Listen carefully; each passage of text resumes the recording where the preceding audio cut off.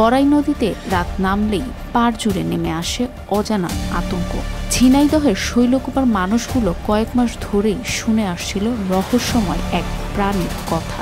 কেউ বলছিল কল্পনা, কেউ ভেবেছিল গুজব, কিন্তু রাতের অন্ধকারে নদী থেকে উঠে আসা বিশাল দেহটা তো আর কল্পনা ছিল না। অবশেষে সেই কল্পনাই বাস্তবে রূপ নিল।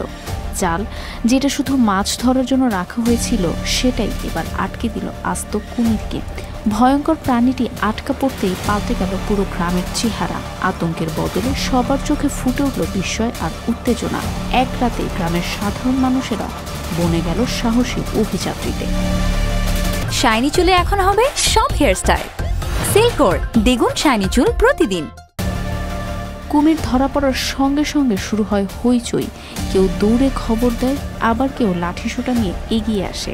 মুহূর্তের মধ্যেই তৈরি হয় ফাঁদ। মাছ ধরার বড় জাল এনে কুমিরটিকে ঘিরে ফেলে তারা।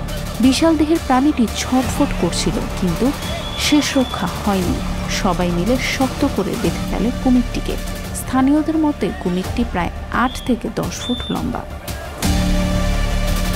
যে কুমিরের ভয়ে এতদিন সবাই আতঙ্কে ছিল, আজ সেটাই হয়ে উঠল কৌতূহলের কেন্দ্রবিন্দু। গ্রামের মানুষ দল বেঁধে দেখতে আসলো। কেউ মোবাইলে ছবি তুলল, কেউ আবার আনন্দ মিছিল করল।